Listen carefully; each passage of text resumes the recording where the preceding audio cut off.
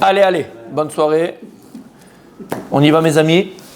J'espère qu'on va terminer Alken, comme ça, Bez Rachi, on va passer à autre chose. En tout cas, hein, on va essayer de terminer. Donc on était à, comme tu l'as très bien dit Rabbi Dan, qu'il est Khatira Kol Berer, parce qu'à toi se prosterne tout genou, Tishava Kol Lachon, et jure chaque langue. Bon, on avait fait, donc Ayen, le cours qu'on avait terminé. Il te semble, donc s'il te semble, moi je te crois. Ça fait tellement longtemps qu'on a arrêté, j'étais malade, machin. Donc, sinon on fera un petit coup, c'est pas grave. Oui, on reparlera de cette notion. Alors, après on continue. Les fanecha Hashem Elokenu, ichrezeu veipolu. Velirvot shimcha yekaritenu. Donc on dit, les fanecha Hashem Elokenu, devant toi, Akadosh Baruch Hu, notre Dieu, ichreu veipolu. Il se prosterne. Ichreu, c'est se prosterner. C'est quand se prosterner. Ichreu, c'est se courber. Ils se courberont, veipolu, et ils tomberont. Velirvot shimcha yekaritenu. Et à l'honneur de ton nom qui est tellement cher, Akadosh Baruch Hu, itenu. Donc ils donneront le kavod à ton cher nom. Alors ici, qu'est-ce qu'on dit? Quand on dit les fanecha Hashem Elokenu, ichreu veipolu, donc devant toi, Akadosh Baruch Hu, ils vont se courber et tomber, donc se mettre à terre, par respect, par kavod. Velirvot shimcha yekaritenu, et ils donneront l'honneur à ton nom. Il dit comme ça ici le Siftei Chaim. Yekar chashivut et kol hachashivut idou lirvot shimcha. Parce que n'oubliez pas d'où on vient. On est dans Alken. Ce qu'on attend tous, Be'ezrat Hashem, c'est la Geoula Shlema. C'est la délivrance complète entière de Mashiach. Et donc là on est, et on parle et on prie. Akadosh Baruch Hu, lorsque la Geoula elle sera là, et que tous les peuples de la terre, Akadosh Baruch Hu, tous les peuples de la terre, Hashem, se prosterneront devant toi. Donc là, il dit, et on rajoute, c'est que Biata Mashiach, lorsque Mashiach il sera là, la seule chashivut, la seule importance qu'on donnera dans la vie, ce sera ton saint nom. La seule, il voulait un peu d'air. La seule importance qu'on donnera dans la vie, c'est à ton saint nom. Ça veut dire quoi? C'est-à-dire qu'aujourd'hui, on n'a plus le droit, il doit avoir faim et d'avoir froid. Mais, c'est pour ça que j'éteins le masgan. D'accord? Mais, malheureusement, aujourd'hui, à quoi est-ce qu'on donne de l'importance? Matériel, mais en fait, dis-le clairement, dans un plus superficiel. Superficiel. Voilà ce qui est chachou. Un, lui, il donne chashivut à l'argent, l'autre, il va donner l'importance à l'argent, l'autre, il va donner l'importance à la beauté extérieure, donc il va se refaire les trucs. Même les hommes, ils font aujourd'hui, tout le monde fait. Il y a les hommes, les femmes, les machins, tout le monde fait. D'accord? Des fois, c'est les hommes plus que les femmes. D'accord? Les hommes plus que les femmes. Ça fait pas partie du cours. Bon, je donnerai pas je ne donnerai pas le fin fond de la discussion que j'ai eue avec ma femme. On était dans la voiture, parce que ça ne regarde que moi. D'accord? Mais dans la discussion, à un moment donné, je lui ai dit, mais de toute façon, et c'est vrai, on le voit dans le Nach, on le voit dans les Nevim et Ktuvim. D'accord? À l'époque, les hommes, c'était des hommes. Je parle de l'époque David Ameller, tout ça, d'accord? Ouais. Imaginons, comment ça s'appelle? Retour vers le futur. Tu fais venir un gars de l'époque David Ameller, ou un soldat de David Ameller. Ouais. Et vous savez que là, on parle, d'accord, l'armée, pas l'armée. Tout le monde à la maison, tu le fais aller tout seul à Gaza, le gars. Il a besoin de personne. Shimshon, d'accord, il est rentré tout seul. C'était des Giboré Israël et des Tzadikim. Parce qu'avec eux, les Tzadikim portaient la guerre. Tzadikim. Mais ils étaient Giboré Israël. Parce que, attention, et on le voit dans la Torah Bichlal, Yaakov Avinu, qui est le symbole. J'aime pas le symbole, la notion. Un symbole, c'est quelque chose de très abstrait. La notion de la Torah, c'est Emet, Torah Temet. Yaakov, c'est la Torah. Il était Gibor. Quand il a vu Rachel là-bas, qu'est-ce qu'il a fait? Il a enlevé le gars là, tout le monde, il a enlevé la grosse pierre il a fait boire tout le monde. Qu'est-ce que vous faites là? Il dit, on peut pas, c'est bouché. Il y a une pierre au-dessus du puits, on peut pas. Et alors, il vivait jusqu'à 200 ans aussi avant. Non, attends, j'ai pas fini, c'est ce que je veux dire. Je veux dire qu'à l'époque, c'était des hommes. Il y a un passage dans le Nach où David Ameller, il va envoyer des soldats à lui, parce que vous savez qu'il y avait un problème entre les soldats de David Ameller, pas David Ameller, Avner Ben Ner, c'était le chef de l'armée du roi Shaoul. Et David Ameller, son chef d'armée, c'était Yoav et Tsaouya. Yoav, d'accord? Yoav, c'est un nom dur. Yoav, c'est un nom très dur. Et c'était le chef d'armée de David Ameller, c'était un Gibor Israël. Et quand il y a eu le schisme, entre guillemets, et il a perdu la royauté, Avner, c'est un personnage dans le Nach, unique. Unique. Moi, je suis tombé amoureux d'Avner. Amoureux, comme Jonathan, amoureux d'Avner. C'est quelqu'un de fidèle, c'est quelqu'un de proche d'Akadosh Baruch Hu, c'est quelqu'un de droit. Et David Amer, il aimait beaucoup. Mais lui, il est resté fidèle à Shaoul. Malgré tout ce qui est arrivé, il est resté fidèle à Shaoul. Parce que tu sais que Shaoul Melech poursuivait David Ameller, parce que d'accord, on connaît l'histoire, l'homme Qu'est-ce que je disais? Oui. Et à un moment donné, ils vont envoyer, pour essayer de faire un peu la paix, pour essayer de faire d'accord, des soldats, entre guillemets, d'accord, chez David Ameller, mais David Ameller, il n'est pas là. Qui va le recevoir? Yoav. Yoav, c'était un gibbor, c'était un show. Alors, qu'est-ce qu'il a fait? Lui, il voulait pas la paix, il voulait pas machin, il voulait faire la guerre et il voulait tous les massacrer. Qu'est-ce qu'il a fait? Il les a fait venir comme ça, venez ici. Non, pire, entre guillemets, pas pire que ça, mais au niveau de la boucha, qu'est-ce qu'il a fait? Rappelle-toi. Il n'a pas donné un coup. Non. Oui, il dit ça, Il leur a coupé la barbe en deux. Il les a rasés à moitié. Ils avaient la barbe coupée en deux. Et bon, tu te dis, waouh, il a fait un truc de fou. Hein. C'est un show quand même, hein. Il n'a rien fait du tout. Il a coupé, bon, il a fait. Et le nerf, ils n'ont pas pu sortir chez eux jusqu'à que ça repousse. C'est-à-dire qu'il les a laissés comme ça à la maison jusqu'à que ça repousse. C'était la plus grande boucha pour un homme, c'était de sortir sans barbe. Alors imagine quand il sortait avec une barbe, un côté oui, un côté non. Pour dire quoi? Il a de la barbe. C'est quoi? C'est l'homme. Il y a eu, vous connaissez la télévision TV5? Oui. Ouais. Là-bas, il y a un truc qui s'appelle L'Invité. Je ne sais pas si vous connaissez, c'est une émission. Et il y a sur YouTube. Et des fois, c'est hyper intéressant parce que c'est des gens intelligents ou des fois, c'est des bêtes, bon, ça dépend.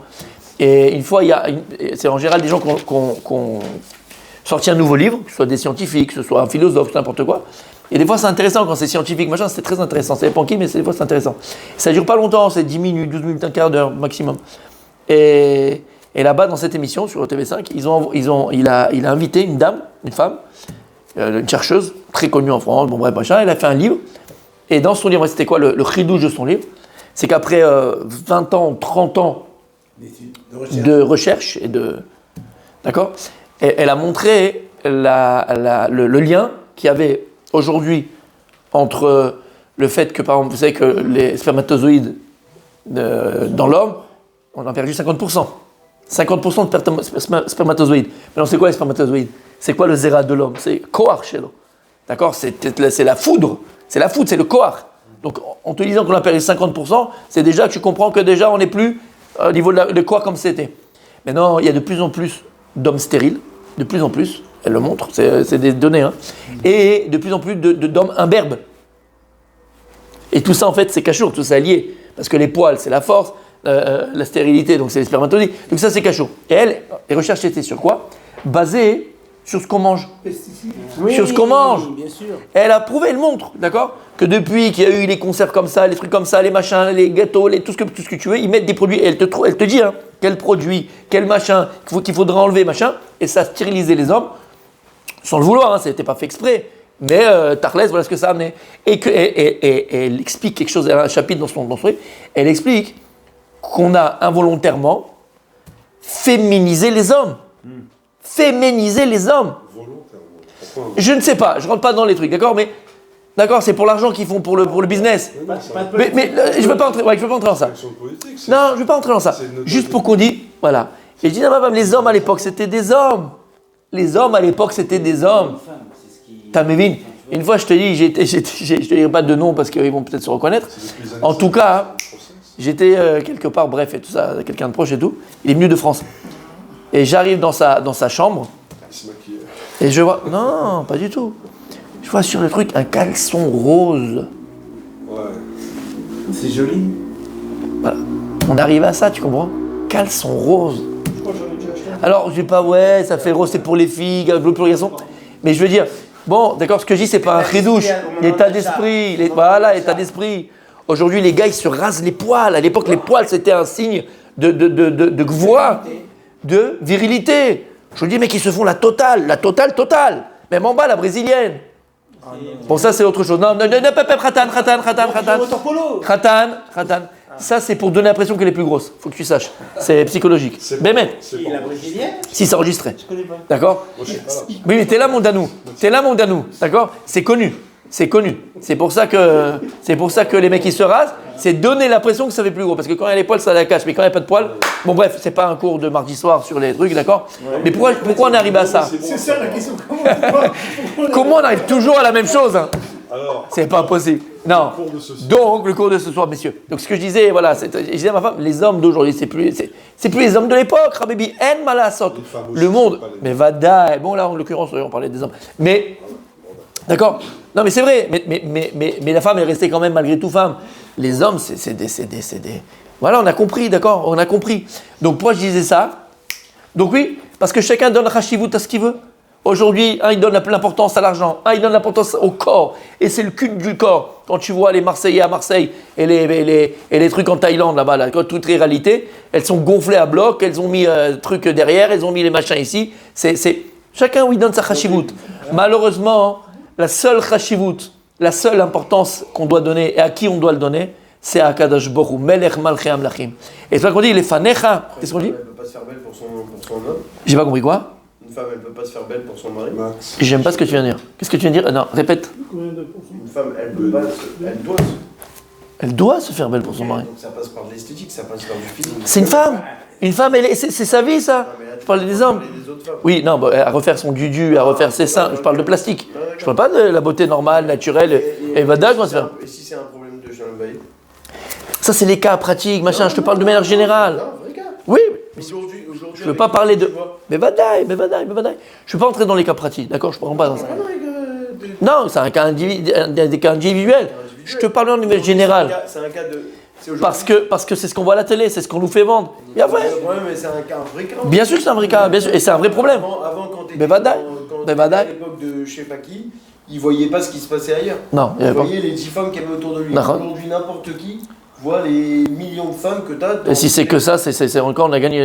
D'accord. Bien sûr, bien sûr. C'est-à-dire- Bien sûr. Donc le mec, il a envie d'avoir la même chose qu'il voit à la télé. Donc c'est pas rien, c'est pas rien. Non, Donc, aujourd'hui- après, je vais pas rentrer encore une fois dans le statut, il faut le faire, pas le faire. Parce qu'il y a Shambaï. Il faut le faire. Non, j'ai compris ce que tu dis. Aujourd'hui, le culte, tu peux pas comparer le culte du physique, entre guillemets, surtout pour une femme, par rapport à avant. Et même ça, c'est pas très vrai. Je vais te dire. Parce que malgré tout, notre génération, on est quand même un peu protégé. Rappelez-vous ce qu'on avait dit. La génération où c'était les Grecs, quand il y a eu la guerre contre les Grecs, les gens sortaient nus. Ça, il n'y a pas. Tu peux pas sortir nu. C'est-à-dire, tu Il y a voyais- le culte du corps. Regarde toutes les statues qui sont faites. Regarde, t'arrives aujourd'hui- C'était le culte du corps. Aujourd'hui, t'as environ la même chose. Va sur les plages. Oui. t'as la même chose. Ouais, d'accord. Mais sur les plages. Non, sur les plages. Julien, sur les plages. Les Grecs, c'était dans les marchés. Les Grecs, c'était dans la rue. Le culte du corps, c'est. Balado à Paris ou ailleurs, en mois de juin, juillet, août, quand il fait très chaud, Nachon. Non, d'accord. Bon, elles sont pas nues quand même. elles sont pas nues. Mais il y a aujourd'hui aussi le culte du corps, exactement. Inachinami, c'est la vérité. Elle cherche à être comme toutes les femmes qu'elle voit à l'extérieur, qu'elle soit déjà la femme avec. Qu'elle ressemble déjà à la femme avec laquelle le mari s'est marié Je parle déjà. pas de la femme, je parle du mec.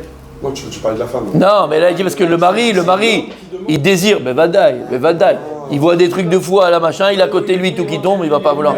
Exactement. Non, mais c'est vrai. Le mec, il a épousé un corps. Hein? Il a épousé un corps, il a pas Non, mais épousé c'est un vrai. corps. Oui, Alors, il a un- bien sûr.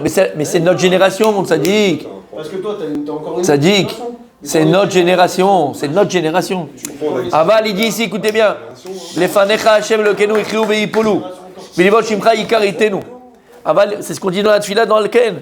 C'est pour ça qu'il vient, on te dit, la tid lavo, quand Mashiach sera là, quand tous les peuples te reconnaîtront à Kadosh Baruch Hu, et qu'on reconnaîtra la Torah d'Israël, alors la seule chashivut qu'on aura, la seule importance qu'on donnera, c'est en ton saint nom. Comme il y a écrit, quand Mashiach viendra, qu'est-ce qu'on fera? Kadosh Baruch Hu, il dévoilera son nom. Et on cherchera la connaissance de Dieu, la conscience de Dieu. Et on ira d'une conscience à une nouvelle conscience, d'une conscience à une conscience. Et la seule chashivut, les gens ils courront. Quand ils te rencontreront un feu, tu es en train de traverser la route, on te posera une question. Qu'est-ce que tu as appris au Beth Midrash? J'ai pas pu aller, j'avais le petit à faire la Brit Mila, parce que tous les jours il y a une Brit Mila, donc il fallait que j'y aille. Qu'est-ce que vous avez appris au Beth Midrash? On sera soif de Torah, soif d'apprendre, de connaître Dieu, soif de savoir Dieu. Et on continue. Et il continue le Rav. Et il dit, Yekar ze chashivut. Et kol ha-chashivut dinu lechvot shimcha. Dainu, em yakiru shekavod ve-chashivut amitim yeshrak etzel HaKadosh Baruch Hu. Ce que j'ai dit à l'oral. Les gens auront conscience que la seule importance qu'on aura et à qui on doit donner de l'importance, c'est quoi? C'est à Kadosh Baruch Hu, c'est à toi Dieu. Miou achashuv be'emet, qui est be'emet important. Mi sheyesh lo sheikhut la Kadosh Baruch Hu. Ah, il rajoute le Rav. C'est magnifique. Et il dit, non seulement on donnera de l'importance uniquement à Dieu, et aussi au niveau des humains, au niveau des hommes, on ne donnera de l'importance. Au lieu qui c'est qui est important, c'est un type qui sait faire 350 jongles ou qui a mis 350 buts en championnat de France ou en championnat d'Amérique. Et lui, il est chachou. C'est-à-dire quand tu rentres, tu vas quelque part, à Cannes, sur la croisette, à Cannes, quand c'est le festival de Cannes, qui c'est qui défile? C'est toi et moi? C'est le Rav Kanievski qui défilait? C'est Rav Yosef qui défilait là-bas? Non, parce qu'on ne donne pas l'importance à cette tzadikim. À qui on donne l'importance? Un grand acteur, une grande actrice, un chanteur, un joueur de foot, un joueur de basket. D'accord? Il dit, la Tidlavo, on donnera de l'importance à qui? À ceux qui sont chez Achim Lecha Kadosh Baruch Hu. La véritable importance, on la donnera à ceux qui dépendent de toi, Kadosh Baruch Hu. À ceux qui sont proches de toi, Kadosh Baruch Hu. C'est à eux qu'on donnera le tapis rouge. Quand il y aura un tzaddik, un Talmid Chacham qui rentrera, tapis rouge. Ça sera le festival de Cannes. C'est à eux qu'on donnera l'importance. Ou beotamida sheyesh l'adam sheikhut la Kadosh Baruch Hu, beotamida u chashuv. Et sache, et ça c'est le mélange personnel, en fonction de la mesure où toi-même tu es attaché à Dieu, toi-même tu donnes l'importance à Dieu, ou toi-même tu sers à Kadosh Baruch Hu, tu sers Dieu, à la même mesure, c'est la même mesure que tu pourras savoir ton importance. L'importance d'un homme, tu veux mesurer ton importance? Alors regarde-toi l'importance que tu donnes à la Torah, à Kadosh Baruch Hu. C'est en parallèle. Zéro. Oh, sinon, tu vas dans la glace, et qu'est-ce que tu te dis? Oui. Je suis un pauvre type. Moi, je suis bon. Je suis pas chachou. En tout cas, peut-être pas un pauvre type, mais en tout cas, je suis pas chachou. Je suis pas important. Seule importance que tu as trouvée en toi, et on avait un peu un Rav Dessler qu'on avait vu, c'est pour ça que c'est le Talmid du Rav Dessler, Rav Friedlander, d'accord? La seule excellence qu'on doit trouver en nous, c'est de se dire que je suis Eved Hashem. Il s'appelle l'ego. On a tous un ego. Cet ego, il est positif, on a dit. L'ego, c'est le moteur. Il va se sentir exister parce que c'est un grand joueur de foot. Ils sont existés parce qu'il a beaucoup d'argent. Ils sont existés parce qu'il est très beau. Ils sont existés parce qu'il est un cordon bleu. Chacun, ils sont existés, exceller en vérité, par rapport à un point qu'il a, quelque chose qu'il a de plus que les autres. Et il dit Rav Dessler, lorsqu'une personne, elle arrive au niveau de se dire que ce qui excelle en moi, ce qui fait que je suis différent des autres. Tu te rappelles que je me distingue des autres. C'est un des premiers coups qu'on avait fait. Ouais. C'est parce que je suis Eved Hashem, parce que je suis serviteur de Kadosh Baruch Hu. Cette personne, elle est arrivée au plus haut niveau, te distinguer, tu te rappelles? Ouais. Au plus haut niveau de Dekut B'Hashem, d'attachement à Dieu. Il avait dit, c'est ce qu'on dit dans la Megillah. Qu'est-ce qu'on dit dans la Megillah? La Yodi Maïta Ora, Besimcha, Besasson, Vika. Omer Amaral de Prague. Il dit le Maharal de Prague que ramène le Rav Dessler. La camarade dans Master Megillah, elle dit, c'est quoi qu'on te dit que... C'est quoi la phrase que je viens de dire? La Yehudi Maïta, pour les Juifs, c'était Ora, la lumière. Simcha, la joie. Sasson, c'est l'allégresse en français. C'est une joie plus haute que la joie. Vika, cher, important. Te dis en fait, la Gemara, ici, on te parle de 4 niveaux de Dekut B'Hashem. 4 niveaux d'attachement à Dieu. Une plus élevée que l'autre. Ora, Zotora, la Gemara dit. Ora, la lumière, c'est la Torah. Kiner mitzvah ve Torah. Or, la mitzvah est comparée à la bougie et la Torah à la lumière. Pourquoi on avait dit? Parce que j'ai ma fille qui s'appelle Rose. Non, on avait dit. Non. Pourquoi on avait dit? Pourquoi Pourquoi la mitzvah, elle est comparée? Non, la lumière. La mitzvah est comparée à une bougie. Kiner mitzvah ve Torah. Or. Tu perds pas quand tu fais des mitzvahs. Non, c'est Qu'est-ce qu'on avait dit? Et la Torah à la lumière. Avec une bougie, on peut en allumer je sais pas combien. Non, la flamme, elle monte toujours. La flamme. Droit. On a répété ça 250 000 fois. Ouais. Attends, Mais bien sûr. C'est quoi la question? Le écrit Kiner mitzvah ve Torah. Or. La mitzvah, c'est comme une bougie. La Torah, c'est comme une lumière. Pourquoi est-ce que la mitzvah est comparée à une bougie et la Torah à une lumière? On mérite Agmara B'Masset Sota. Ah, voilà. La Torah est La éternelle, mitzvah, la c'est bougie juste est au moment où tu éphémère. le fais, elle est claire, alors que la Torah, elle est claire tout le temps. Voilà, presque ça, bien fait. La Torah est éternelle, la bougie est éphémère, c'est tout. Et alors, on mérite Agmara B'Masset Sota. C'est-à-dire que pour avoir la lumière, il faut constamment faire des La mitzvah, La mitzvah, megana ou matzla. Quand tu fais une mitzvah, la mitzvah, elle protège et elle te sauve. Aval, quand Sur le moment de la mitzvah. Chez Atal Segba. Quand tu es en train de faire la mitzvah. Après, c'est fini, comme une bougie, elle s'éteint. La mitzvah est finie, elle ne te protège plus. La Torah, ben dea sigba, ben dea sigba, megana ou matzla. Quand tu l'as étudié, ou que tu es en train de l'étudier, ou que tu as arrêté d'étudier, la Torah que tu as étudiée, elle te protège tout le temps. Avec la chair. Donc c'est quoi? Il y a fait Meod, il y a fait Meod. Oui. Il jongle avec les Gemarot. C'est pour ça que la Torah est progressée à la lumière. Omer Amaral de Prague. Premier niveau d'attachement à Kadosh Baruch Hu, lié à la Torah. Par l'imoud de la Torah. Comment tu veux t'attacher à Dieu? Comment est-ce que tu peux aimer quelqu'un? Si tu ne le... Ça on avait dit, mais l'autre chose. Oui, mais autre chose. Faut le connaître. Si tu le connais pas, tu peux pas l'aimer. Adam Yadel Chava. Oh là, ça jongle ce soir, ça jongle. D'accord? Comment tu vas aimer quelqu'un si tu ne le connais pas? Donc la première chose à faire, c'est d'abord apprendre à le connaître. Comment tu veux apprendre, tu veux prétendre à aimer Dieu si tu ne le connais pas? C'est impossible. Donc d'abord, il faut apprendre à connaître Dieu. Et comment tu peux connaître Dieu puisque Dieu c'est infini? Dieu il est infini, tu ne peux pas connaître Dieu. Qu'est-ce qu'il a fait à Kadosh Baruch Hu? Qu'est-ce qu'il a fait à Kadosh Baruch Hu? T'as donné une Torah. Tzimtzem et oro. Il a rétracté, si on peut dire, c'est une image, sa lumière. Ou dans les lettres de la Torah. Le or a gagné. Voilà, il y a fait dans les lettres de la Torah. Et donc lorsque tu étudies la Torah, qu'est-ce que tu, en fait, étudies? Le Retzon Hashem, la volonté de Dieu. Donc premier niveau d'attachement à Kadosh Baruch Hu à travers l'étude de la Torah. Il dit, le Maharal de Prague, Rav Dessler, Alvaï qu'on y arrive, magnifique, c'est super beau. Mais malgré tout, lorsque tu étudies avec quoi normalement? Avec ta tête. Oui. Et donc ta tête, c'est ton intellect, donc c'est ta conscience. Donc quand tu étudies, tu restes encore attaché à Dieu à travers toi. Donc ce n'est pas un attachement à Dieu qui ne dépend que de Dieu. C'est un attachement à Dieu qui dépend encore de toi, puisqu'il dépend de ton intellect, de ta conscience. Bien sûr, attends, 2 minutes. Donc ça, c'est le premier niveau d'attachement à Dieu par l'étude de la Torah. Sinon, c'est de la blague. Deuxième, il écrit quoi dans la Megillah? La Udimata Ora Vesimcha. C'est quoi Simcha? C'est ce qu'on a étudié dans Chagiga. Oui. C'est la joie. Vesamarta Bechagecha. On arrive, Bezrat Hashem, à Pesach. Et il dit le Maharal, il dit Rav Dessler, c'est quoi Vesamarta Bechagecha? Deuxième niveau d'attachement à Kadosh Baruch Hu, à travers les fêtes. Lorsque tu arrives à Pesach, cette fête exceptionnelle qui a fait de nous un peuple. On était un peuple en Égypte, on est devenu un peuple. La base du judaïsme. Qui a fait de nous ce qu'on est. Mamash, et qu'on doit répéter, et qu'on doit, dans nos prières, mentionner. Tous les jours, Yetziat Mitzrayim. Tous les jours, on va dans les Tefilin. Il y a Femeot. Tous les jours, on mentionne la sortie d'Égypte. Schéma aussi. Quand on est dans la Chag, on s'est préparé, parce qu'il faut se préparer à la Chag, sinon on arrive et on ne sait pas ce qu'on doit faire. On s'est préparé. La simcha de la Chag, avec son épouse, avec ses enfants, avec les livrets Torah, avec les bombés, avec ce qu'on est en train de... La simcha de la Chag, une personne béhémet à travers les Chagim, les fêtes juives, elle a cette possibilité de quoi? De Monter. s'attacher à Kadosh Baruch Hu à un niveau supérieur encore. Supérieur encore. Ouais. Parce que c'est une simcha qui est puissante, qui est forte, et qui te...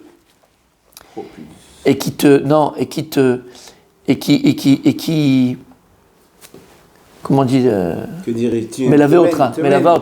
T'accompagne. Merci. Qui t'accompagne jusqu'à 120 ans. Tu te rappelles encore du Pessah que tu fais avec ton grand-père et ta grand-mère et la famille entière quand on dormait dans les machins. Il y a encore l'odeur. Il y a encore l'odeur de cette simcha. C'est un trésor. Les rires. Inoubliable. Inoubliable. Ça, c'est deuxième niveau. Oui, d'attachement à Kadosh Baruch Hu, l'aider à Chag, aider à travers les Chagim, à travers les fêtes. La Yudimata Oravé Simcha Sasson. Et c'est quoi Sasson? L'allégresse. Alors en français, c'est l'allégresse. Mais il explique, il y a une différence entre la Simcha, la joie, et l'allégresse. Entre Simcha et Sasson. Quelle est la différence? Il dit Simcha, la joie, Simcha, quand on dit Simcha, la chose de joie, Simcha, c'est une joie qui est extérieure. C'est une joie qui est extérieure par des choses, des manifestations qui sont extérieures, c'est extérieur. Sasson, c'est une joie profonde, intérieure, qui est tellement forte, que cette joie intérieure doit s'exprimer à l'extérieur par des actes. Et il explique, il dit, c'est pour ça qu'il a écrit qu'il y a une mitzvah. Une mitzvah. Et jusqu'à aujourd'hui, même combien d'histoires on a entendu, mes amis, même à la période les plus sombres de l'histoire juive, où en Russie on ne pouvait pas faire la Brit Mila parce que c'était interdit, pays athée, pays machin, et ils faisaient en cachette, et ils se cachaient, et les maranes, et machin, c'est la Brit Mila. Même aujourd'hui, tu vas à Tel Aviv, on fait encore la Brit Mila à nos enfants. Tu vas à n'importe quel endroit, on fait encore la Brit Mila à un enfant juif. Il dit là-bas, et la Gemara dit, la Brit Mila, c'est une mitzvah, shekiblu Israël besimcha. C'est une mitzvah qu'ils ont pris sur eux, besimcha. En fait, pourquoi ? Parce qu'à partir du moment où Béhémet, encore une fois, tu as une joie intérieure tellement grande que cette joie, elle doit s'exprimer à l'extérieur par un acte. Entre autres, ici, on parle de l'acte quoi ? De la Brit Mila, de la circoncision. Et je donne un exemple de Sasson. C'est comme si maintenant, toi, tu es en Israël, tu as le mariage de ton frère en France, d'accord ? Ton neveu ou ta nièce.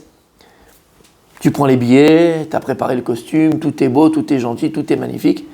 Et tu te rends compte, la veille de ton départ, passeport périmé, passeport pas bon, passeport et machin. Pchette, foutu, fini, terminé. D'accord ? T'as les boules, t'es énervé. Donc tu sais que dans ton immeuble, premier étage, t'as un type qui travaille au ministère de la Prime. C'est lui qui s'occupe des passeports, machin, tout ça. Toi tu dis, je vais essayer, mais bon, je vais essayer, j'ai pas la porte. Maintenant, t'es à même moins de 24 heures. Hein. Moins de 24 heures de ton vol. T'as pas la porte. Bonjour, tu lui expliques ton problème et tout. Il dit, regarde, monte, donne-moi ton passeport. Je m'occupe de tout. Et le gars, il part, il va, il truc, machin. 2 heures après, il arrive avec le passeport. 2 heures après, t'es à l'aéroport. 2 heures après, t'es au mariage. 4 heures après, t'es au mariage. Cette simcha que t'étais foutu. Tu pouvais pas partir. Cette simcha que la personne, elle t'a apportée. Il dit, c'est plus qu'une simcha, c'est un sasson. C'est une joie tellement profonde. Tu ressens tellement une akaratatov, tellement une reconnaissance tellement profonde. Ça a amené en toi sasson que ça doit s'exprimer. Cette joie doit s'exprimer à l'extérieur. Et quand tu vas revenir, tu as été, je ne sais pas où, à Paris, lui acheter à Galerie Lafayette, à sa femme, un super beau sac. À lui, je ne sais pas ce que tu as acheté de Paris. D'accord ? L'autre, parce que tu as besoin d'exprimer cette joie intérieure vers l'extérieur. Ça, c'est Sasson. Tu as compris ? Et donc, ça, il te dit, Sasson, c'est quoi ? C'est encore une fois, 3e degré et niveau d'attachement à Kadosh Baruch Hu. Quand ? Lorsque cette joie, c'est pas une joie simplement, bon, les fêtes, elle est finie, et on j'attends la 2e et pas la prochaine pour essayer de m'accrocher à toi, Kadosh Baruch Hu. Non. Cette joie, elle est tellement profonde qu'elle doit s'exprimer par des actes. Et c'est la femme, elle va se couvrir la tête. Elle a une telle simcha, elle a eu tellement de joie par rapport à ce que Dieu, il a vu la main d'Hachem dans sa vie, là, dans ce qui s'est arrivé, qu'aujourd'hui c'est fini. Elle ne peut pas seulement être joyeuse. Ça doit s'exprimer maintenant dans la réalité. Elle va se couvrir la tête. Il va mettre les tzitzit. Il va aller à la tfila à Béminyan. Tu comprends, ça va s'exprimer par un acte. Lorsque ça s'exprime par un acte, ça va que tu arrives à un niveau d'attachement à Kadosh Baruch Hu. Si c'est le contraire, si c'est parce qu'on a eu un malheur, on peut... Là, on ne parle pas par rapport au malheur, non. Non. On parle par rapport à la simcha. Mais l'effet, il est le même, malheureusement. Ouais. L'effet, c'est le même. Hein. Et l'attachement, il est le même aussi. Oui. Mais demandons que des bonnes choses pour pouvoir nous attacher à Dieu que par le bonheur et que par les bonnes choses. 4e, oui. Simcha, Sasson, et le premier, c'était quoi? Je pas là. Ah oui, Ora. La deuxième, Ora, Vesimcha, Vesasson, et après Vika. Et la Gemara dit, c'est quoi Vika? Zot Tfilin. C'est les tfilin. Tfilin shel rosh, les tfilin de la tête. Comme écrit dans le verset, Verrou kol ha'maaretz, ils verront tous les peuples de la terre, qui Shem Hashem ikra alecha. Que le nom de Dieu, il est appelé sur toi, appelé sur toi. Masbir Arav Dessler. Ça, c'est le 4e niveau d'attachement. C'est le plus haut niveau d'attachement à Dieu. On parle des tfilin. Et quel rapport que les peuples de la terre verront que le nom de Dieu, il est inscrit sur ton front, sur toi? C'est bizarre. Et il explique quelque chose de merveilleux, on avait déjà expliqué ça. Il dit que la nature humaine, elle est que l'homme, il est fait d'un ego. Dieu, il nous a créé avec un ego. Et comme on a répété 1000 fois, l'ego, c'est pas quelque chose de négatif. On a dit quand l'ego, on parlait des midotes ce matin, c'est une mida. Quand l'ego, il est mesuré, il est positif. Parce que l'ego, c'est quoi? L'ego, c'est la sensation profonde que l'on a d'exister. Et si on va encore plus loin, d'exister. Et voilà, mais juste pour... Bien fait. Et si on va un tout petit peu plus loin, d'accord, dans le raisonnement, c'est pas simplement la conscience que l'on a, d'accord, d'exister. C'est surtout en plus, et ça va encore plus loin, c'est surtout le droit qu'on se donne à exister. C'est ça l'ego. La légitimité qu'Hachem nous a donnée. Exactement, mais pas simplement qu'Hachem nous a donné. Je parle toi par rapport à toi-même. La légitimité que tu te donnes d'exister. Et c'est pas pareil. On parle pas d'Hachem là pour l'instant. Tu comprends ce que ça veut dire? C'est l'ego. D'ailleurs, regarde comme tu as très bien dit, mon tzaddik, chez l'Oneda, il dit Rav Dessler, quand quelqu'un il n'a plus d'ego, donc il n'a plus d'amour propre, la personne elle ne sait plus pourquoi elle existe, c'est-à-dire qu'elle ne se permet plus d'exister. Elle peut arriver à quoi? Au suicide. Au suicide. Je ne mérite pas d'exister. Mais pourquoi une personne elle peut arriver à se dire que je ne mérite pas d'exister à chemichement? Écoutez bien. Il dit Rav Dessler, l'ego, donc c'est quelque chose de positif. Quand on met notre ego à l'extrême, on arrive à l'égoïsme, l'égocentrisme. Ça, c'est à bannir. L'égoïsme et l'égocentrisme, c'est l'orgueil. C'est-à-dire que là, il n'y a que moi qui ai le droit d'exister. L'égoïste, l'égocentrisme, c'est de se dire en vérité quoi? Qu'il n'y a que moi qui ai le droit d'exister. Et pire que ça, que si les autres existent, ils n'existent que pour moi. Ça s'appelle un pervers narcissique, ça s'appelle un égoïste, ça s'appelle un pharaon, ça s'appelle un Nebuchadnezzar, ça s'appelle un... D'accord? Ok. Mais l'ego, en tant que tel, c'est mon moteur. Petite parenthèse, c'est vrai qu'on a dit 1000 fois au niveau de l'éducation des enfants. Lorsqu'un enfant il rentre à la maison, il a 8 ans, 9 ans, 6 ans, 7 ans, même 10 ans. Donc il est petit encore, il n'a pas encore une vraie conscience. Et il te raconte que le prof à l'école, la maîtresse, elle a posé une question, il n'y avait que lui, il vient et il dit « Papa, maman, il n'y a que moi qui savais la réponse, personne ne savait. » Donc en vérité, il écrase un peu les autres et lui, il se met en valeur. Alors, mon père Lachaise, qu'est-ce qu'il va dire? Hein? Mon fils, assis-toi. Tu sais, le Chafetz Chaim, il apprend qu'il faut être humble. Et tu sais, mon cher Rabbeinu, c'était Anna Mikol Adam. Il faut... Mais tu vas le tuer, ton gosse. Le moteur d'un enfant, c'est quoi? C'est ce qu'on fait, d'avoir une bonne note. Pourquoi on met des notes? Pourquoi on met des notes? Pour le motiver à être le meilleur. C'est la carotte. C'est l'ego. L'ego de nos enfants, c'est ce qui permet d'exister. Et attention de ne pas écraser l'ego de nos enfants. Et c'est pour ça qu'il faut être mamash, un alchimiste par rapport à ça. Parce que d'un côté, il faut les cadrer, et d'un autre côté, il faut le permettre d'exister, puisque l'ego, c'est ce qui permet d'exister. L'ego, c'est ce qui permet d'exister. Quelqu'un qui a perdu son ego, c'est un paillasson. Et après, le shlav, l'étape de paillasson, c'est Aramenuchot. D'accord? C'est le cimetière. T'as compris? Il a fait. Donc, comme Rav Dessler, maintenant, l'ego de chacun, il n'est pas le même. Parce qu'on n'est pas les mêmes, Baruch Hashem. Et donc, en vérité, il dit Rav Dessler, chacun de nous va trouver en lui quelque chose qui le distingue. Et c'est ça, l'ego. L'ego, c'est trouver en moi quelque chose qui va me distinguer des autres, qui fait que je mérite de vivre, j'apporte quelque chose de plus. Je ne suis pas comme les autres. Et d'ailleurs, et je donne toujours cet exemple aussi,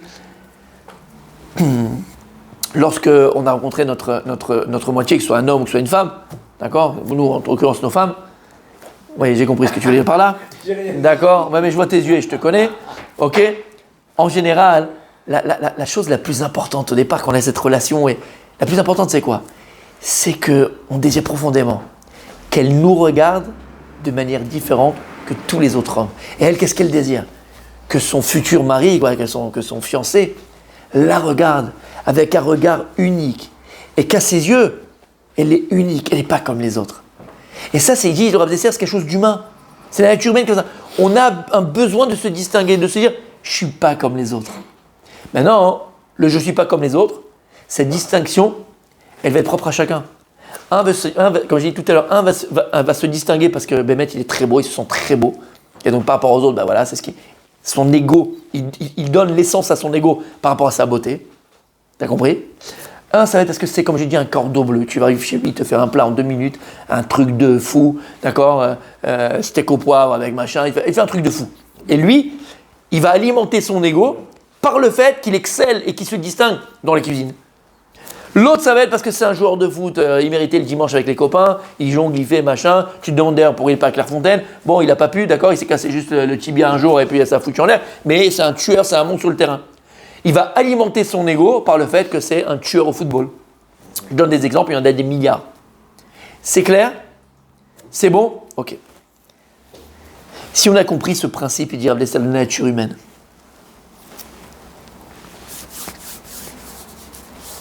L'ego, c'est quoi?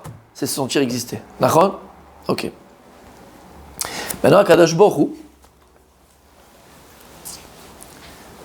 pour être, pour devenir, parce que c'est ça exister. Exister, c'est quoi? C'est être à l'extérieur. Donc on a un potentiel intérieur que je dois réaliser à l'extérieur. Mais c'est être. Et la seule création du monde qui peut être, donc qui peut devenir, qui peut se réaliser, c'est l'homme. Donc le seul qui peut vraiment exister, c'est l'homme. Un animal, il n'existe pas, il est. Donc, il n'existe pas. Dans le sens où, quand tu dis il est, il n'évolue pas. Il ne peut pas devenir autre chose que ce qu'il est. Un homme, oui. Une femme, oui. Maintenant, écoutez bien. Explique-toi, Abdesser, que tout ce qu'Akadosh Baruch Hu nous a donné, il te donne dans ce monde-là, ce sont des kelim, ce sont des moyens que Dieu te donne pour être différent. Pour accéder T'attacher à lui. le connaître, pour t'attacher à lui. Akadosh Baruch Hu, il veut qu'à travers tous les kelim, tout ce qu'il te donne, tu ne vois pas ce qu'il te donne et les moyens qu'il te donne. Voilà, j'ai dit le mot déjà. Oui, que tu ne vois pas les moyens qu'il te donne comme un but, mais que ça reste un moyen. Donc qu'est-ce qu'on fait nous de nos moyens? On en fait des buts. L'argent, c'est un but? Non, c'est un moyen. Mais on en fait quoi? Un but. Alors si c'est un but, tu es capable de tuer pour l'argent. Et d'ailleurs, si le type il était très riche, il en perd, il va être capable de quoi? De se tuer. De se tuer. Le jeudi noir aux États-Unis, le 29 octobre, là, de novembre, octobre. Oh, la crise de 29. Crise de 29, d'accord? La crise de 29, Michila, ouais. Crise de 29 aux États-Unis, les gens se sont jetés par la fenêtre. Il dit comment c'est possible qu'une personne arrive à se jeter par la fenêtre? Combien de personnes est capable de se tuer, de se suicider? Mais en vérité, écoute bien au niveau psychologique. Comme ils n'ont plus d'argent, ils n'existent plus. Il y avait. Comme ils ont... Aïe, aïe, aïe. Ouais, je te laisse. C'est ça. Il dit le Rav Dessler, puisque ces gens-là ont fait dépendre leur existence par rapport à leur argent, donc à partir du moment où la chose qui te fait exister n'existe plus, tu n'existes plus. Comme le type Stéphanie l'a largué. D'accord, c'était l'amour fou de sa vie, tu vois. Il a rencontré dans un hall de gare et tout. Il était fou amoureux. Et puis c'était 2 ans ensemble. Et puis un jour, elle a écrit un mot ça y est, tu pues des pieds, tu me saoules, je me casse. Puis lui, tu le vois là-haut, en train de tout Montparnasse, il y a la police en bas, les gens, truc, tout machin. Non, c'est fini, Stéphanie, elle m'aime plus. Mais comment un mec, il est capable de finir sa vie parce que la meuf, elle est partie? Parce qu'en vrai, il a fait dépendre. Voilà. Il a fait dépendre son existence de Stéphanie. Stéphanie n'existe plus, il n'existe plus. Sa raison d'exister n'existe plus. Shamata, ce que ça veut dire? C'est Péléplaïm, c'est extraordinaire. Donc attention, il dit Rav Dessler, de ne pas faire dépendre notre existence par quelque chose d'éphémère. Parce qu'à partir du moment où cette chose-là n'existe plus, tu n'existeras plus. Shamata? T'as entendu? Maintenant, il dit Rav Dessler, il y a des gens que eux, leur ego, ils l'alimentent par quoi? Cette sensation d'exister. Ils l'alimentent par quoi? Quelle est leur béhémet, source d'existence? Lui, il se sent exceller, pas parce qu'il est beau, peut-être qu'il est beau. Pas parce qu'il est fort, peut-être qu'il est fort. Pas parce qu'il est intelligent, peut-être qu'il est intelligent. La seule chose qui, au niveau personnel de lui, dans sa tête, dans sa psychologie intérieure, lui dit « Je me distingue des autres. Je suis différent des autres. Je ne suis pas comme les autres. C'est parce que je suis Eved Hashem. C'est parce que j'ai une kippa sur la tête. Et je sers le bon Dieu. » C'est-à-dire, si tu dis que notre raison d'exister, c'est parce qu'on est attaché à Kadosh Baruch Hu, T'es éternel. on est sûr de jamais le perdre. Et donc, tu existeras toujours. Ça. Shamata. T'as entendu ce que tu as dit? C'est bon, c'est Rav Dessler. Il dit si une personne, elle arrive au niveau, à ce niveau-là, de se dire que toute ma source d'existence, qu'est-ce qui fait que je suis différent des autres, que je me distingue des autres? C'est parce que je suis Eved Hashem. Parce que, pas j'ai une kippa sur la tête, je fais le... Non, une kippa sur la tête dans le sens où je vis cette kippa sur la tête. Je vis cette tzitzit que je porte. Je vis cette Torah. Je suis différent des autres. Exactement. Je me singularise. Je me singularise parce que je suis Eved Hashem. Ah, tu te rappelles du cours, il a fait. Et toi, tu dors. Qu'est-ce qu'il disait Rabbi Yosef?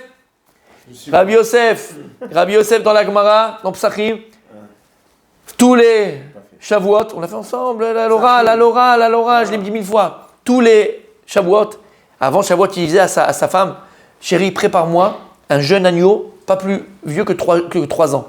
Un jeune agneau. Et il disait pourquoi? C'était quelque chose d'un mets très très spécial. Il disait pourquoi? Parce que si c'est né ce jour de Matan Torah, Kama Yosef Ayabeshuka. Ah oui. Combien de Yosef ils doivent se dire j'aurais été monsieur tout le monde. Qu'est-ce qu'on a dit hier en bas, ensemble, avant de partir? J'aurais été monsieur tout le monde. Alors moi aussi, avec ma femme, on aurait fait des enfants pour les amis à Disneyland, et acheter une nouvelle basket, aller en vacances, pour partir. Monsieur tout le monde! Monsieur tout le monde! T'as compris ce que je dis par là? T'as compris ce qu'il dit Rav Dessler par là? J'aurais été, monsieur, si c'est pas ce jour, on a reçu Matan Torah, et que le don de la Torah avec la Torah, elle me transforme de l'intérieur. C'est ce qui me fait, Béhémet, distinguer des autres. Cette Torah qui me fait penser différemment, qui me fait parler différemment, qui me fait agir différemment. Et c'est ça ma source d'existence. Il dit Rav Dessler. Alors cette personne-là, si Béhémet, elle arrive à ce niveau-là de se dire que toute ma distinction, toute ma différence et ma source d'existence, c'est parce que je suis Eved Hashem, parce que je suis serviteur d'Akadosh Baruch Hu. Il dit c'est le plus haut niveau d'attachement à Dieu. Et c'est ça qu'il a écrit. Tfilin, Yeka, Veraou Kol Amaretz Kishem Hashem Ikra Alecha. Et ils verront les peuples de la terre que le nom de Dieu il est inscrit dans ton front. C'est-à-dire que les gens à l'extérieur ils diront pas celui-là, tu sais que celui-là pourquoi je le kiffe? Parce que c'est un bon joueur de foot, c'est un bon cuisinier, c'est un bon machin, il est beau. Il dira celui-là c'est un Eved Hashem. Les gens, ils verront à l'extérieur, ils verront ta distinction. Eux-mêmes, ils verront ta différence. Parce que tu es un véritable Eved Hashem, un véritable serviteur de Dieu. Shamata, et il explique, Rav Dessler, il dit, c'est ça qui a écrit à Purim, la mitzvah qu'on a. Amar Rava, Chaya vinish le basumi, ad deloyada, ben Baruch, Aman, le Aruch, Mordechai. Un homme, il doit se saouler, s'enivrer, jusqu'à ce que ça puisse faire la différence de savoir entre dire béni sois-tu Aman et maudit sois-tu. Rav Dessler, c'est quoi? Ça veut dire en vérité, ici on te dit, à Purim, qui est la fête la plus importante, parce que on arrive à Purim à un niveau d'attachement à Dieu beaucoup plus grand qu'à Kippour. Kippour, lorsqu'on prie la synagogue, on fait un kol be'ira, on fait tout par crainte. Alors qu'à Purim, kiblu vekim wa yudim, les Juifs, on a pris la Torah be'avat Hashem, shamata, et donc à Purim, on arrive à un niveau d'attachement à Kadosh qui est le plus élevé. C'est pourquoi? Parce que tu n'as plus besoin de personne. Parce que tout ce que Dieu il te donne, comme on a dit au départ, ce sont des moyens pour te rapprocher de Dieu. Quand Akadosh Baruch Hu il te donne ta parnassa, c'est un moyen que Dieu te donne pour le reconnaître et pour le savoir et pour t'attacher à lui. Lorsque Dieu te donne la femme que tu as eue ou le mari que tu as, c'est un moyen que Dieu te donne pour s'attacher à lui et pour le connaître et pour le savoir. Et quand Dieu te donne les enfants et que tu fais Pidyon Aben parce que c'est un garçon que tu as en premier. Exactement. Et il te donne un enfant et il te donne un garçon en premier et tu fais Pidyon Aben et tu fais après rachat du premier-né. Tout ça qu'Akadosh Baruch Hu te donne, c'est un moyen par lequel Akadosh Baruch Hu te donne pour apprendre à le savoir, le connaître et t'attacher à lui. Mais tu dois arriver à un niveau, à Purim, à Avat Hashem, où tu n'as plus besoin d'aucun moyen pour t'attacher à lui. Et il dit, c'est ce qu'il dit David Amelech dans les Télim. Gam ki elech beget salmavet, lo ira rakata, il m'a dit. Même si je me trouve dans la vallée de la mort, rien de mal peut m'arriver. C'est-à-dire que je n'ai plus besoin d'aucun moyen physique pour te voir, pour te connaître et pour m'attacher à toi, Kadosh Baruch Hu. Là où je suis, dans la situation où je suis, à l'heure où je suis, je serai toujours et je suis toujours attaché à toi, à Kadosh Baruch Hu. Lorsqu'on arrive à ce niveau-là, c'est le plus haut niveau, il dit Rav Dessler. Alors on est au plus haut niveau d'attachement à Kadosh Baruch Hu. Juste Shamata. Et je peux terminer parce que j'ai oublié. Oublie pas, d'accord? Et c'est ce qu'il a dit. Je me le répète tout le temps. Et ben voilà. Et en fait, mon tzaddik, c'est ce que tu as très bien dit, tu te rappelles, magnifique. On avait dit, c'est quoi la Gdusha? C'est quoi la Gdusha? C'est quoi la sainteté? On dit la sainteté. Sainteté, ça fait très chrétien. Sainteté chez les chrétiens, c'est de séparer du monde matériel. D'accord, sainteté? Non. Non. Tu te rappelles, il a fait la Gdusha dans la Torah, hein, c'est Avdallah. Rachidi, c'est l'autre m'a dit. C'est quoi? C'est Avdallah. C'est quoi Avdallah? Séparé. Séparé dans le sens différent. Et différent sans aucune ressemblance. Donc c'est quoi la Gdusha? Quand est-ce qu'on fait Avdallah? Tous les samedis soirs. Amavdil ben Kodesh lechol. Donc en vérité, quand est-ce qu'un juif, il appelait Kadosh? Lorsqu'il est Nivdal. Lorsque la séparation qu'il a, la distinction qu'il a, la consécration qu'il a. Non, c'est pas consécration, hein? Consacré. Mais comment on dit consacré? Il y a un mot en français qui doit dire consacré, c'est possible? Non. Bon, d'accord. Ok. Elle est parce que tu es Eved Hashem, parce que tu sers le Akadosh Baruch Hu, le maître du monde. Alors encore une fois, hein, là tu as atteint la Gdusha. C'est ça la Gdusha. T'es Nivdal. Et j'espère en tout cas, j'espère, Béhémet, et je vous l'ai dit, je vous répéterai jamais assez. Jamais assez. Jamais assez. La Torah qu'on étudie, que ce soit au niveau personnel, chez toi tout seul à la maison, ou tu vas à des cours de Torah, d'accord? Si tu vois que ces cours-là, ou la Torah que toi-même t'étudies, elle ne te change pas, elle ne te transforme pas, elle ne t'amène pas à notre niveau à nous. Hein. C'est pas toute la journée, parce qu'à Alvaï qu'on arrive, mais à un moment donné de la journée, ça dure 30 secondes. Ça va durer des fois 1 minute. Et pour les chanceux, ça va durer 2 minutes. Mais tu le sens plus profond de toi-même. Oh, d'où l'Hachem kitov kilolam chazdo, baruchu elokenu, shebaranu livodo, vividilanu minatorim. Mais tu le ressens. Alors 30 secondes, 45 secondes, 30 minutes, chacun avec son niveau. Alors, change de rap, change de cours. Il faut pas que ce soit une routine. Il faut l'intérioriser cette Torah. Elle doit nous changer. Tu ne peux pas penser de la même manière il y a 1 an qu'aujourd'hui. Tu peux penser il y a 2 ans qu'aujourd'hui, ou il y a 6 mois qu'aujourd'hui, et hier qu'aujourd'hui. Alors c'est plus difficile de voir entre hier et aujourd'hui. Mais 6 mois, 1 an, tu as quand même une marge. Tu ne peux pas être le même. La Torah, elle te transforme. Tu penses différemment, tu parles différemment, tu agis différemment. Et à ce moment-là, ta vie, elle devient complètement différente. Complètement différente. Elle est pleine et elle est éclairée. Ta vie, elle est éclairée. Il y a une sagesse. T'as compris ce que ça veut dire? Oui, tu veux dire quelque chose. Tu peux me redire la phrase concernant le siman avec les... Veraou kol ame haaretz kishem Hashem nikra alecha. Et verront tous les peuples de la terre que le nom de Dieu est inscrit sur toi. On parle fini chez le roche. Ils ont cherché à nous imiter, en fait. Qui? Tous les peuples. Pourquoi? Vas-y. Parce que... je crois. Parce que les rois et les reines, ils mettent des couronnes. C'est pour le pharaon, il avait des filines. C'est pour qu'on voit quelque chose, mais le plus marquant, c'est les musulmans. Qu'est-ce qu'ils font? Les musulmans, ils ont la tarba ici. Ah. Ils se font un siman ici exactement pour montrer qu'ils sont attachés à leur... non, Dieu. Les musulmans, c'est Dieu. Leur religion. Oui, mais c'est Dieu.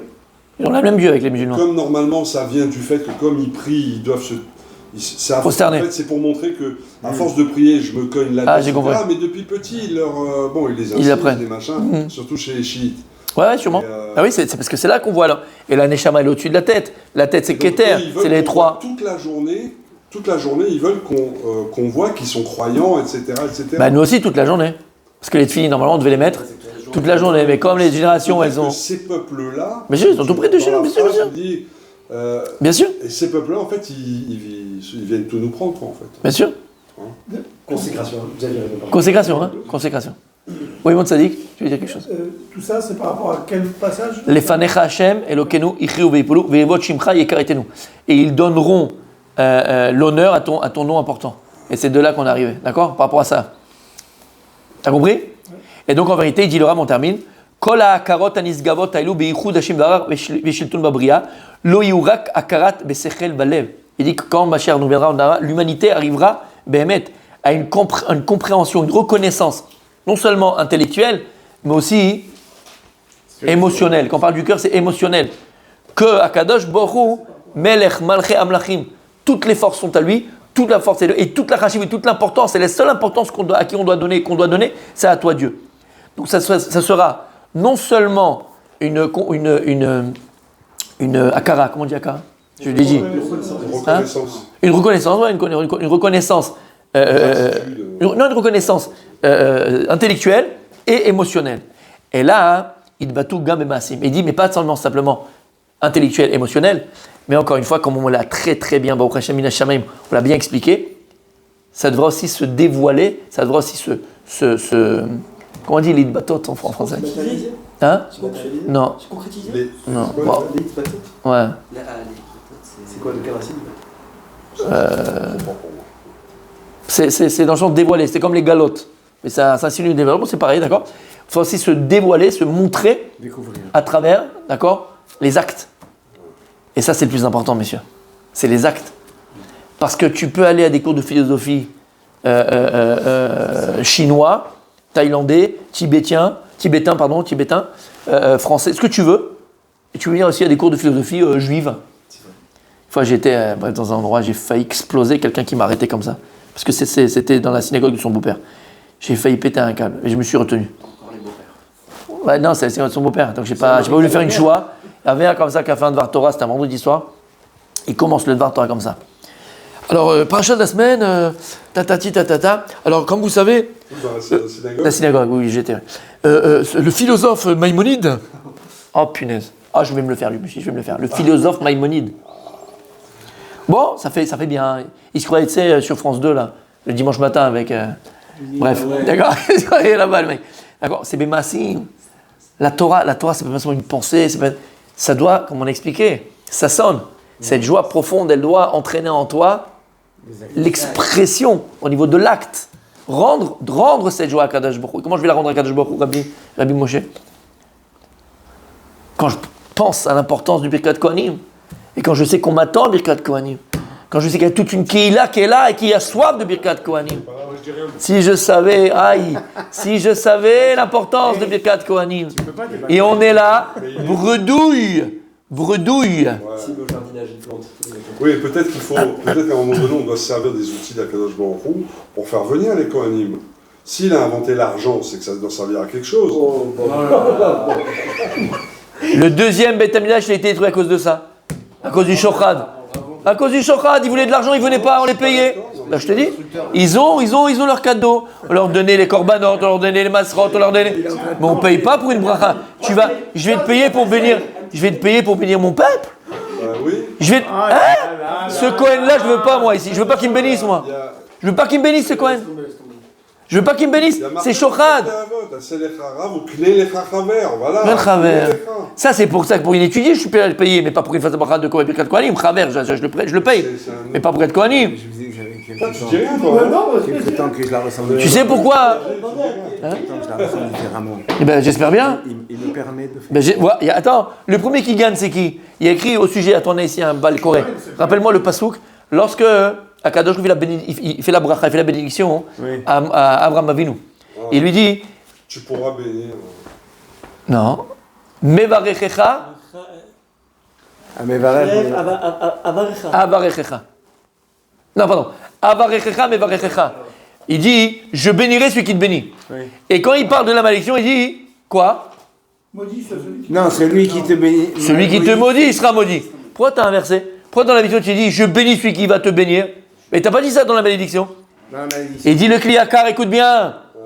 Il dit Zed Domé les Birkat Kohanim. Tu veux que je le montre? Zed Domé les Birkat Kohanim. Ça ressemble à Birkat Kohanim. Il dit, tu sais pourquoi? Pourquoi est-ce que le Shelar Tibour il commence? Laisse-lui, il fait tout seul. Parce qu'il faut d'abord que la bracha soit chal sur le Kohen. Il faut que la bracha repose d'abord sur le Kohen qui va bénir le peuple. Donc celui qui est béni le premier, c'est qui? C'est le Kohen. Donc Hachem il a dit à Abraham Avinu, pour que la personne qui veut te bénir, elle puisse te bénir, je vais d'abord le bénir pour que la bracha elle puisse arriver sur toi. Le Kohen c'est pareil. Il faut qu'il sache que la seule bénédiction qu'il a, c'est parce qu'il bénit le peuple juif. Tu veux qu'on le paye? Il doit nous payer le Kohen pour bénir le peuple juif. Non mais moi je bénis tous les matins. Et donc messieurs, on termine pour aujourd'hui. Pour être béni, il faut bénir. Il a fait, mais on apprend ça d'Abraham Avinu. Pour être béni, il faut bénir. Mais Vadaï, voilà. On a fait un cours sur ça, exactement. Et donc, ça se doit après se voir dans les Maasim. Et les Maasim, c'est ce que tu as fait ce soir, mon tzaddik. Tu étais fatigué, tu n'avais pas la pêche, tu voulais manger. Et demain, comment je vais faire? Mais tu es venu au cours. Ça, c'est Bémaasim. C'est Bémaasim. C'est Bémaasim. C'est rien de dire oui, c'est sympa, c'est magnifique. Tu es venu. À Totsa, Bepoalti. Alors, il dit, et c'est quoi alors le résultat qu'il y aura de tout ce qu'on vient de dire? C'est la suite, et on termine avec ça. Qu'est-ce qu'il y a écrit? Vikablu chulam et tol malchutecha. Ça, c'est le résultat. Quand on arrivera à ça, alors l'humanité, tous les humains de la terre, alors prendront sur eux, accepteront Akadosh Baruch Hu, le joug de ta royauté. Voilà. Non, c'est pas fini. On continuera la semaine prochaine.